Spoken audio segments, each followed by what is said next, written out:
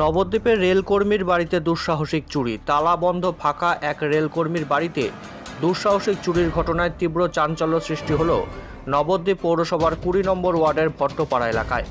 Police ও পরিবার সূত্রে জানা গেছে, ভট্টপাড়া এলাকার বাসিন্দা নবদ্বীপ রেলওয়ে ধাম স্টেশনের কর্মী শুভেন্দু দত্ত গতকাল বিকেলে একটি অনুষ্ঠানে যোগ দিতে বাড়ি তালা বন্ধ করে হুগলির বালিতে গিয়েছিলেন।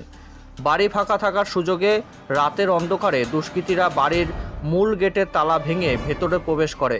প্রতিটি ঘরের আলমারির লকার সহ খাটের ড্রয়ার ও ঠাকুর ঘরের আলমারি ভেঙে প্রয়োজনীয় জিনিসপত্র তছনছ করে এবং প্রায় 130 গ্রাম আনুমানিক 12 ভরি সোনার গয়না নিয়ে চম্পট দেয়।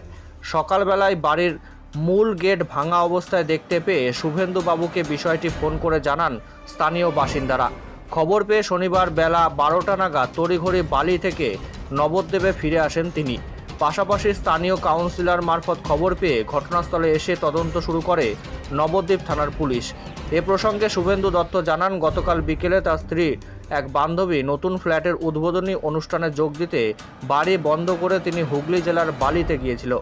আজ সকালে স্থানীয় প্রতিবেশী মারফত চুরির ঘটনা জানতে পেরে সরাসরি নবদ্বীপে ফিরে আসেন তিনি। চোরেরা তালা ভেঙে ভেতরে ঢুকে প্রতিটা ঘরের আলমারি ও খাটের ড্রয়ারে রাখা প্রয়োজনীয় জিনিসপত্র তছনছ করেছে। এছাড়াও 12 ভরি সোনার গয়না লুট করে। তবে নগদ অর্থ কিছু চুরি হয়েছে কিনা তা পরে জানা যাবে।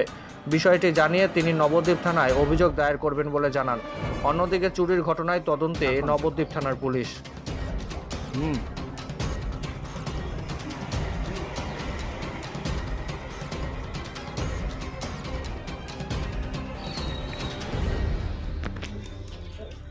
গয়নাগাটি চুরি হয়েছে, সেরকম কিছু চুরি আমি দেখতে পাচ্ছি না। আপাতত গয়নাগাটি আপনি পাচ্ছেন, টাকা পয়সা সেরকম ছিল? আমার কিছু ছিল না, এখন বৌদি তো 2-5 হাজার রেখে থাকে, সেটা আমার সেটা জানা নেই আপনার। কত ভরি সোনা হতে পারে আনুমানিক? তাও মোটামুটি তো এখন আমি জিজ্ঞাসা করি, দিবেন। ওই তো 130 গ্রাম। 130 গ্রাম, অর্থাৎ এই 12 ভরি সামথিং। পুলিশ তো ইনকোয়ারি করলো, আপনি কি কমপ্লেন করতে যাবেন থানায়? হ্যাঁ, অবশ্যই। অবশ্যই করবেন। আপনি কি রেলকর্মী?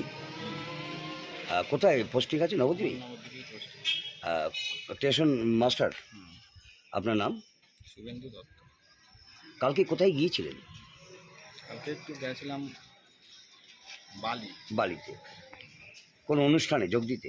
হ্যাঁ, আমার বান্ধবীর, আমার বউয়ের বান্ধবী একটা ফ্ল্যাট কিনেছে, সেটাই, এই কালকে অনুষ্ঠান ছিল, উদ্বোধন ছিল। সে কারণেই বাড়িটা ফাঁকা ছিল হ্যাঁ। আর সেই সুযোগটা নিয়েছে।